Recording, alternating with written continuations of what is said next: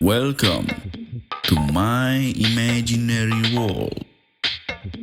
My name is Rizky Ditya and I am the host Ngosan Ngobrol Santuy.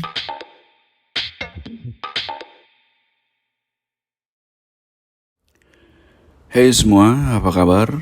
Konnichiwa, konbanwa, kamsahamnida, and the one and only for yourself. It's a new day, it's a new life, it's a new life, it's a new day. Welcome to my imaginary world. Selamat siang, malam, pagi. I hope you enjoy my podcast and I hope you good. Still good vibe. Always grateful for day after day. And don't forget, love yourself, respect yourself, and love everything you have. God bless. Segmen kali ini, gue masih membahas topik yang masih berkaitan tentang psikologi, seperti podcast sebelumnya, dan tentunya berkaitan tentang kita.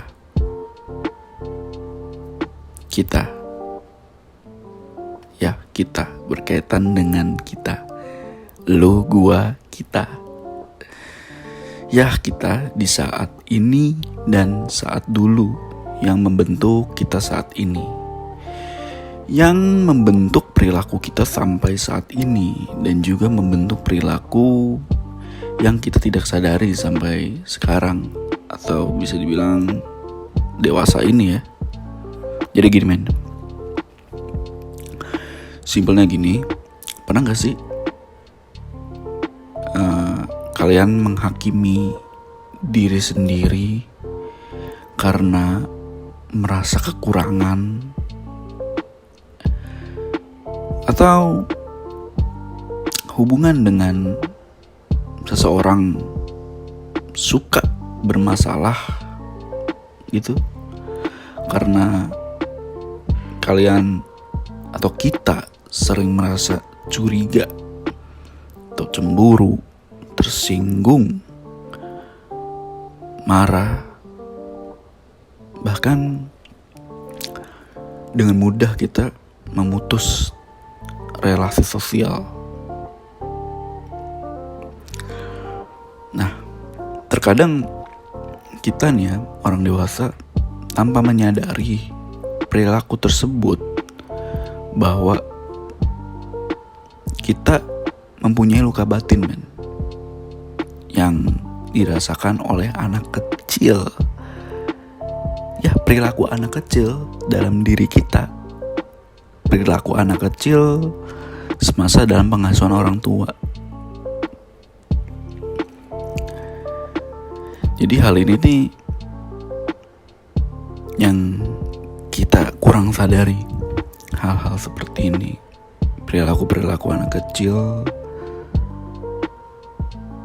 yang mungkin saat dulu kita saat mungkin diasuh, atau perlakuan dari orang lain yang membuat kita sampai saat ini.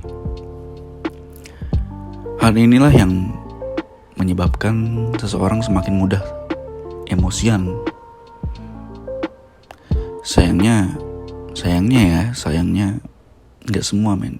Yang tadi gue bilang, nggak semua orang tuh sadar bahwa anak kecil dalam diri mereka sedang terluka. Yang jadi seperti itu gitu. Mungkin dari tadi lu berpikir anak kecil, apa sih anak kecil gitu?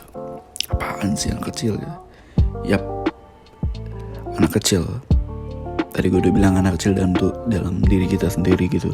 Perilaku di dahulu yang kita dapatkan saat kita masih kecil gitu. Maksudnya apa sih gitu? Jadi gini guys, gue ingin membahas perilaku anak kecil dalam tubuh kita, dalam tubuh orang dewasa, yaitu inner child. Mungkin dari kalian sebagian masih awam apa sih itu inner child gitu. Termasuk gue sih. Saat itu mungkin gue gak masuk kali mata kuliah inner child kali ya. Kayaknya gue juga baru tahu juga dari temen gue inner child itu termasuk ilmu psikologis gitu. Oke, kita bahas ya. Apa sih itu inner child? Inner child, dari yang gue baca dalam salah satu artikel, inner child itu adalah sisi kepribadian seseorang yang masih bereaksi dan terasa seperti anak kecil, atau sisi kekanak-kanakan dalam diri seseorang. Mengapa inner child ini berpengaruh terhadap kepribadian dan cara bersikap seseorang ketika dewasa? Hal ini karena pengalaman masa kecil seseorang di masa lalu bisa memiliki efek destruktif pada masa kini. Jadi, inner child pada setiap orang adalah inti dari kepribadian yang terbentuk dari pengalaman-pengalaman tentang bagaimana cara bertindak, terus merasa untuk dicintai yang didapatkan selama masa kanak-kanak gitu loh. Ya seperti itu. Jadi inner child itu adalah suatu pengalaman kita di masa lalu yang tadi gue bilang, kepribadian kita. Jadi setiap inti dari kepribadian kita, maksudnya apa sih? Jadinya apa yang kita lalui saat itu itu akan berdampak di sekarang. Dulu nih lo bergaul atau diasuh seperti apa, ya efeknya ke sekarang gitu loh. Seperti itu inner child itu. Oke, kita terusin lagi. Di sini sudah membahas lebih dalam nih, bagaimana inner child bisa terluka.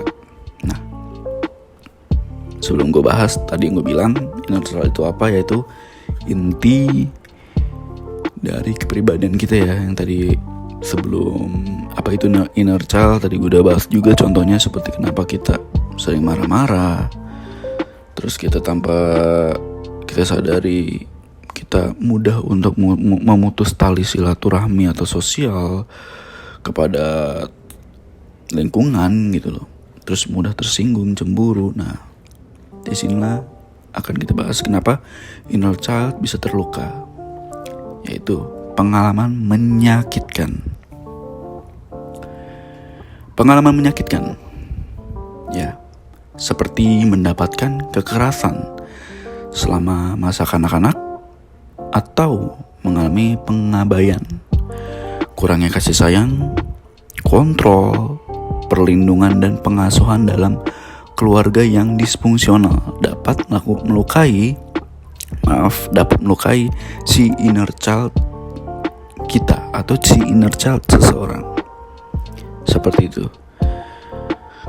Luka yang dimaksud apa sih? Luka tersebut apabila, jadi luka itu tuh luka yang disebabkan di masa lalu. Seperti mungkin lo saat bermain sama temen lo pernah dikatain, mungkin juga lo pernah dijulukin, yang kira mungkin lo menjadi trauma sama sesuatu gitu. Terus juga lo menjadi penakut terhadap apa gitu. Nah, di sini ngomongin tentang luka tersebut apabila tidak disadari dan disembuhkan, maka akan terbawa hingga ke kehidupan dewasa. Nah, itu misalnya contohnya ya, ada seorang anak perempuan. Ini contoh ya teman-teman ya. Ini contoh aja gue tadi. Contoh menurut gue gitu. Ini contohnya aja ya. Contoh yang paling gampang banget. Misalnya seorang anak perempuan melihat orang tuanya bertengkar, lalu dia melihat bapaknya nih memukul ibunya gitu loh. Setelah itu dia dewasa nih bro, si cewek ini dia dewasa. Nah, yang terjadi apa? Yang terjadi dia cenderung sulit percaya, men. Takut jatuh cinta dan takut menjalin hubungan dengan pria.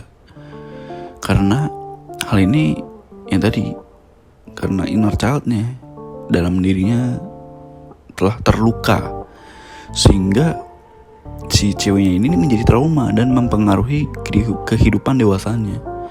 Nah, secara karakteristik biasanya nih ya, contohnya orang-orang yang inner childnya sedang terluka akan menunjukkan masalah dengan kepercayaan. Contohnya kayak keintiman, perilaku adiktif dan kompulsif, serta hubungan saling ketergantungan. Akibatnya baik dari mereka nih akhirnya memiliki attachment atau bonding dengan orang lain atau orang terdekatnya yang rendah gitu loh. Atau juga trauma masa kecilnya membawanya pada implementasi ya, semacam kayak implementasi perilaku ketika dewasa sih gitu, yang sering kali merasa balik lagi dia tuh jadi nggak percaya diri, terus anti kritik, mudah tersinggung, mudah marah, takut disakiti orang lain, khawatir, terus juga kayak nggak jauh dari kehidupan menurut gue tuh, apalagi cemas, terus merasa tidak aman, jadi kayak perilakunya seperti itu gitu loh. Oke, seperti itu. Jadi gue terusin lagi, perilaku tersebut adalah bentuk pertahanan diri terhadap bahaya. Nah, dan diciptakan oleh lingkungan sebagai bentuk manifestasi pola pengasuhan semasa kecil. Jadi seperti itu. Inner child yang terluka cenderung membuat seseorang merasa tidak lengkap dan kehilangan kualitas-kualitas seperti kejujuran,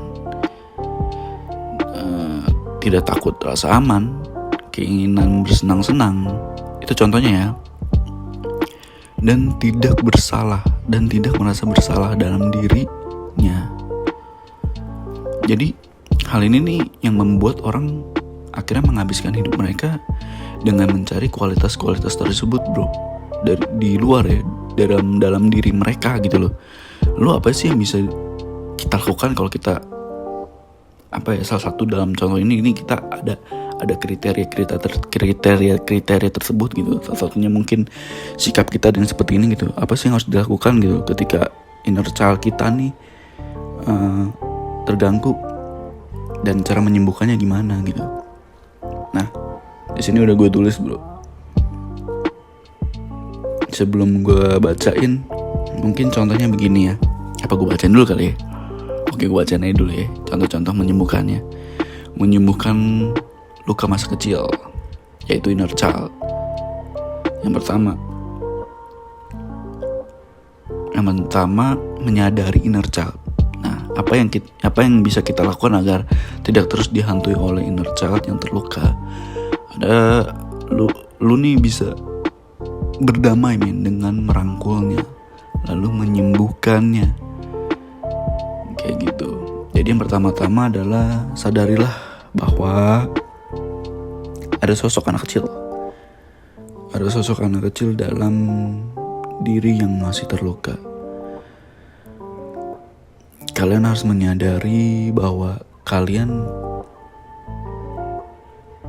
di masa lalu, dan masa lalu itu adalah nyata. Lu harus menyadari juga si anak kecil ini, ya itu adalah lu gitu, saat lu berbicara kepada dia. Mungkin gue di agama gue tuh kayak gini, men. Lu tau kodam gak sih? Kalian semua kodam.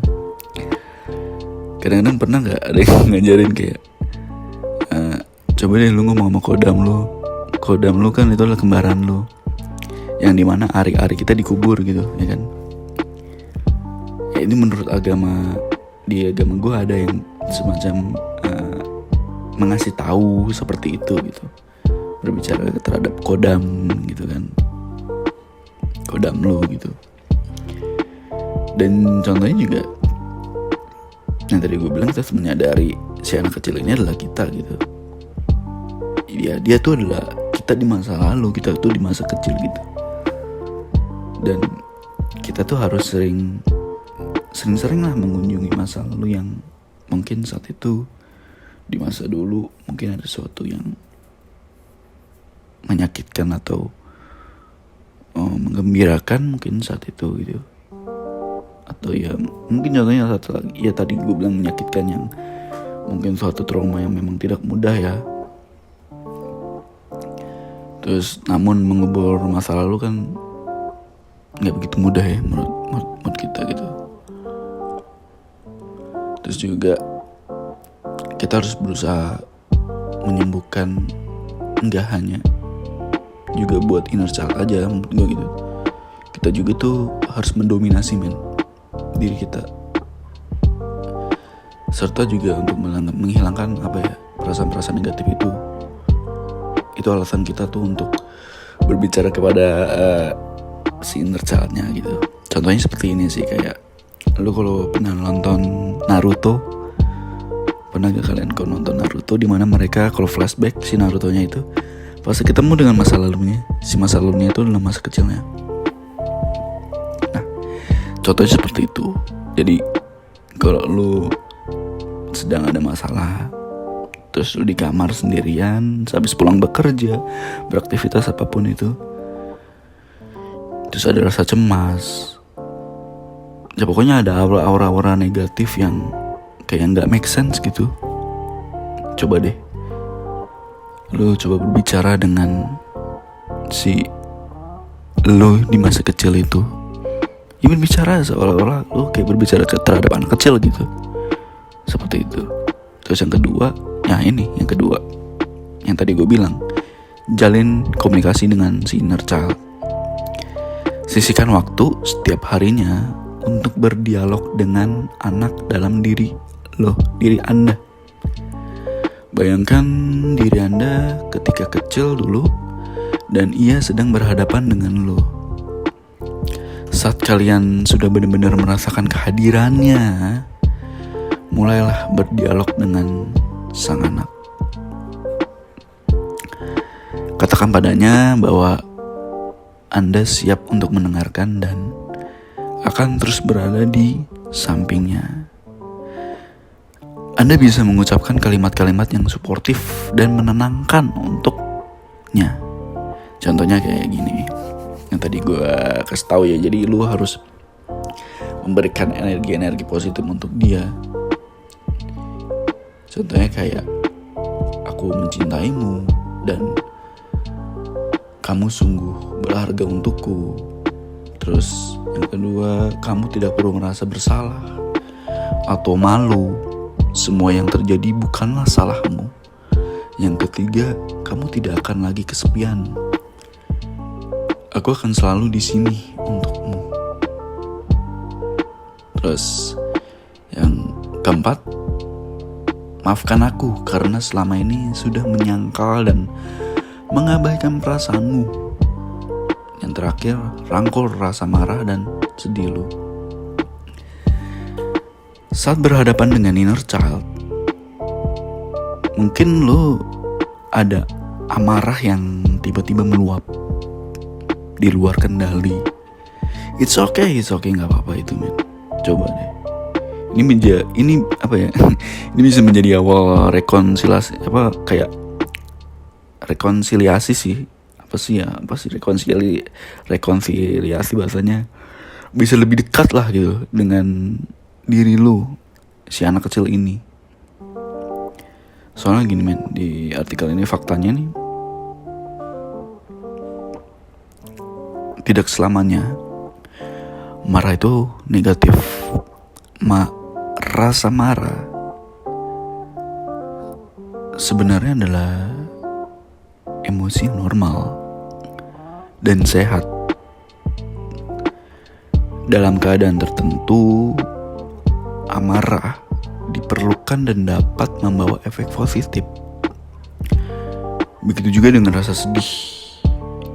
Perasaan ini wajar wajar muncul ketika kalian mengalami trauma yang mendalam, trauma yang belum terselesaikan. Jadi kalian tidak perlu merasa aneh atau ya sedih lah apabila dilanda masalah gitu. Terus selanjutnya yaitu cara menyembuhkannya adalah bermeditasi. Proses rekonsiliasi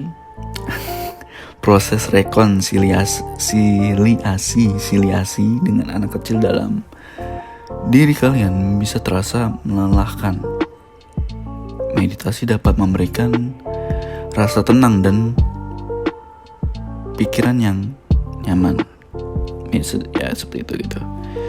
Jika jiwa kalian tentram menjalani dialog dengan si anak kecil ini, si inner child ini, kalian pun akan lebih mudah untuk merasakan ketenangan, merasakan kedamaian. Asik, kayak gitu. Ya mungkin caranya ya, kalau kalian kayak gimana sih cara meditasi ya gitu, ya kalian mungkin bisa membuka YouTube atau mengunduh suatu aplikasi ya kan. Kalian kan udah sangat banyak sih untuk caranya bermeditasi di aplikasi-aplikasi yang free trial atau yang memang berbayar seperti itu. Tapi kebanyakan ada yang gratis sih. Selanjutnya ini cari bantuan profesional atau bicara dengan seorang psikolog ya. Kalian bisa kayak berbicara banyak dengan mereka, memberitahu mungkin kalian ada yang merasa kayak tidak bisa menerima kenyataan seperti itu. Biasanya kalian merasa kayak si inner child-nya ini sudah kalian tenangkan tapi masih aja susah untuk ditenangkan. Mungkin pembicaraan gue kayak gini kayak maksudnya apa sih, kok kita menenangkan diri kok gak bisa tenang, terus kok ada inner child. Kalian pernah merasa gak seperti gini, kayak kalian gak bisa menerima kenyataan hari ini nih, kayak kalian udah menjadwalkan diri kalian untuk beraktivitas atau ada suatu pekerjaan yang memang hari ini harus selesai, yang memang kalian sudah rencanakan, atau gagal seketika karena memang alam tidak mendukung kalian gitu loh ya kan, atau waktu tidak memberi kalian izin untuk melakukan sesuatu gitu hari ini gitu. Terus tiba-tiba lo berbicara kayak yaudah masih ada hari esok gitu. Tapi tiba-tiba penyakit psikologis lo muncul kayak, anjir kenapa harus jadi kayak gini sih, harusnya gue bisa selesai hari ini dan besok gue harusnya bisa liburan, atau harusnya besok gue bisa ketemu harusnya gue besok bisa jalan sama keluarga gue gitu, gue besok mau begini gitu. Pernah kalian marah seperti itu? Suatu contoh ya, maksudnya suatu contoh kayak gitu loh. Atau kalau mungkin kayak kalian pernah ngewarnain rambut gitu, kayak waduh gue pengen ngewarnain rambut ini gitu, tapi tiba-tiba salah warna rambutnya. Ini suatu contoh ya, suatu contoh kecil sebenarnya. Terus tiba-tiba diri lu nih berkata ya udah deh besok bisa ngewarnain lagi gitu, ya udah kan masih ada waktu yang lain. Tapi ada sisi kalian yang memberontak, yang nggak bisa diajak untuk berdamai, yang nggak bisa diajak untuk kong kali istilahnya kayak udah yuk sama-sama yuk gitu. Kenapa bisa seperti itu? Karena anak kecil dalam diri lu ini mungkin emang apa bahasanya gue emang susah untuk ya mungkin susah untuk dimengerti, susah untuk ditenangkan. Karena kenapa? Mungkin di masa lalu kalian pernah mendapatkan suatu yang ada yang salah seperti itu, kayak gitu. Mungkin seperti itu. Oke, gue lanjutin ya. Yaitu cari bantuan profesional ya. Yang selanjutnya, jadi seperti apa? Jadi berdamai dengan inner child bisa Anda lakukan sendiri atau dengan dukungan psikolog. Adanya psikolog yang mendampingi Anda membantu proses rekonsiliasi menjadi lebih mudah gitu. Nah, untuk kalian yang baru pertama kali ke psikolog, mungkin awalnya akan merasa canggung. Buatlah diri kalian senyaman mungkin untuk bercerita. Mungkin juga yang kalian ungkapkan gak akan semua gitu loh. Gak akan semua kalian ungkapin, tapi buatlah nyaman men. Tapi berusaha untuk jujur saat kalian berhadapan dengan seorang profesional ya. Kayak gitu. Ungkapin aja semuanya.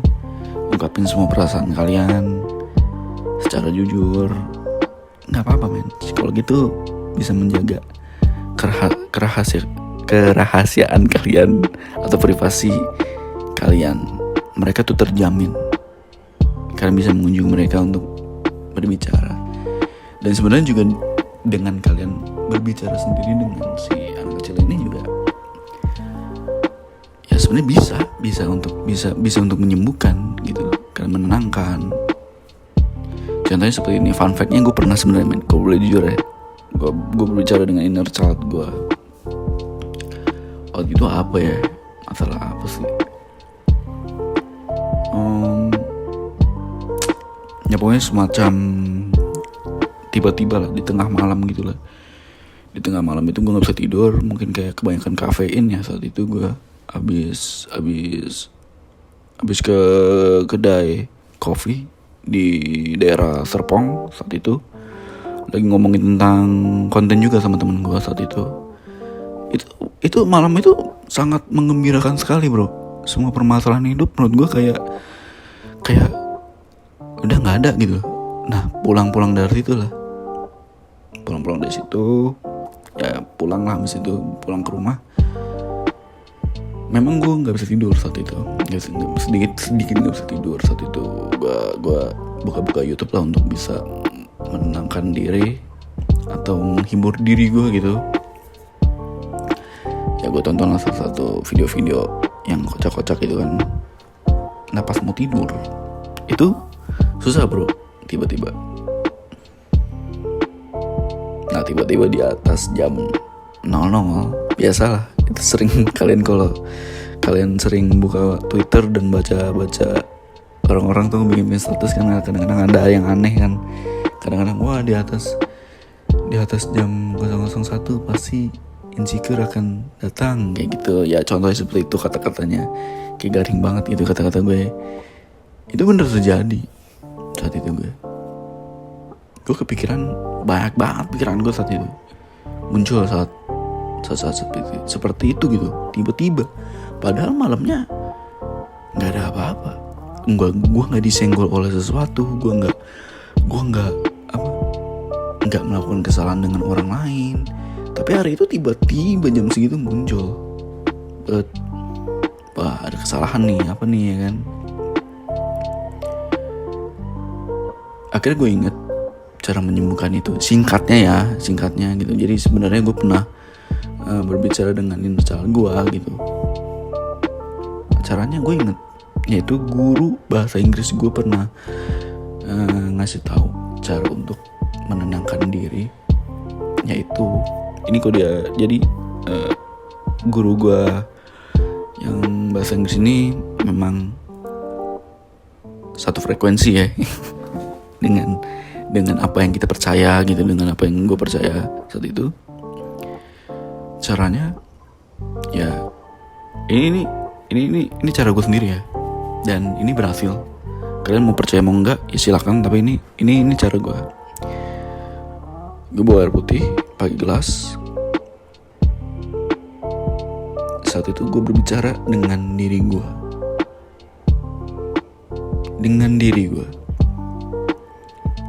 dan gue memegang gelas itu dengan diri gue berbicara seperti, Dit, udah kita tenang,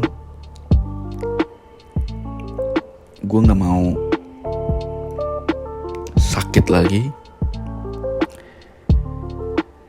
Gue gak mau parno lagi, gue gak mau insecure, gue gak mau ada pikiran-pikiran aneh dalam pikiran ini gitu.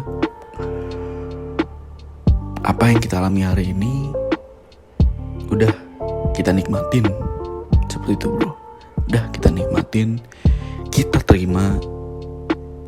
Gue ingin berdamai sama lo. Gue tahu gue udah merasa damai, tapi elunya masih ada sesuatu yang membuat diri lu gak tenang. Gue tahu. Tapi tolong, gue ingin sekali meminta kepada lu untuk esok hari dan seterusnya, gue ingin sembuh. Gue ingin melupakan kejadian-kejadian yang mungkin gak mengenakan lu gitu. Ya lu adalah gue gitu. Yuk kita sama-sama berusaha. Kita sama-sama berdamai dengan hal ini. Kita sama-sama udahlah kita lupakan gitu. Boleh kita mengingat masa lalu, tapi yuk kita berusaha untuk bisa lebih baik. Karena gue gak mau gitu. Karena gue gak mau hal semacam ini mengganggu aktivitas dan produktivitas gue saat gue hidup. Ya maksudnya saat gue menjalani hidup, maaf. Dah seperti itu aja bro ya. Jadi seterusnya ada semacam kayak meditasinya gitu. Kalau di agama gue gitu. Kayak gitu ya, gue tarik napas. Jadi gue ingin sembuh. Gue berucap gitu. Gue tarik napas. Jadi gue ingin sembuh. Atas izin Allah, gue hembuskan napas itu. Terus gue hembuskan napas itu di air. Udah, gue minum air itu. Jadi tetap gue sangkut pautkan Tuhan gue gitu loh, atas apa yang semuanya terjadi gitu. Jadi gue ngobrol dengan diri gue yang kecil, ya gue tetap sangkut pautkan Tuhan gue. Jadi seperti itu yang diajarkan oleh guru gue, dan itu works. Itu bekerja. Dan ini juga pernah gue sharing sama temen gue, dan ternyata temen gue juga punya caranya sendiri untuk menenangkan inner child-nya. Ada yang beragam sih ya, kayaknya jangan dikasih tahu ya, beragam pokoknya semuanya positif untuk menenangkan inner child atau anak kecil di dalam diri kita sendiri gitu. Ya kita yang di masa kecil gitu, kayak gitu, seperti itu. Dari sini sih pas gue tahu ilmu ini ya, ilmu psikologi inner child atau suatu teori lah gitu, ternyata anim Jepang tuh make sense ya gitu. Gue merasa kayak ada ya cara kita untuk menenangkan diri kita sendiri dengan berbicara sama kita di masa lalu, di saat kita anak kecil gitu loh. Pernah gak gue pikiran kayak lu ngeliat anime Naruto, One Piece gitu, yang One Piece-nya udah kuat kan gitu, si Luffy-nya udah kuat, terus satu Naruto-nya udah tingkat gila deh dia, terus ketemu di saat itu dia kayak mau kalah gitu kan sama penjahatnya, atau dia di saat itu sedih gitu, mengingat masalah, dia berbicara akhirnya sama anak kecil itu, terus pegang deh si pala si Naruto kecilan, terus si pala Luffy-nya yang kecil ngomong sama dirinya, gue baik-baik aja di sini gitu, kayak ayo kita sama-sama berjuang gitu. Itu kayak make sense ya, berarti mereka udah tahu dulu tentang inner child gitu loh. Wow, gila loh, menurut gue tuh gila sih, gila. Oke, cukup sampai di sini aja untuk podcast gue untuk segmen kali ini tentang inner child. Ya, jadi mungkin kalau gue boleh kasih kata-kata sedikit kali ya, sedikit aja. Jadi tuh kita tuh mungkin ya nggak bisa yang namanya tuh mengubah masa lalu bro. Kita semua mungkin Gak bisa lah mengubah masa lalu kita, namun masa lalu kita tidak harus mendikte kehidupan kita, men. Untuk di masa ini. Jadi kita tuh harus bisa tetap dapat bertumbuh dan juga bisa terus mengembangkan diri kita gitu. Jangan sampai masa lalu kita tuh mengganggu aktivitas kita gitu. Tetaplah kita maksudnya positive thinking untuk menjalankan kehidupan. Kayak gitu sih. Terus selalu melakukan proses pendekatan dengan anak kecil mungkin di dalam diri kita gitu, yang mungkin terluka di saat dulu, ya kan, nggak tahu kita dilukai oleh siapa gitu, ya kan. Coba untuk berdamai lah terhadap diri kita di masa lalu, kayak gitu. Walaupun kita tak bisa merubah masa lalu, tapi setidaknya kita boleh untuk menoleh ke belakang, tapi jangan sering-sering gitu loh, karena kita mempunyai kehidupan juga gitu. Kayak gitu, men. Selalulah berproses dalam proses pendamaian dengan diri kita. Walaupun perlu waktu ya untuk menenangkan diri si anak kecil ini, walaupun gak sebentar, tapi berusaha untuk bisa berdamai dengan inner child. Seperti itu aja, teman-teman. Oke. Gue Rizky Aditya. Thank you for you listening my podcast. Yo.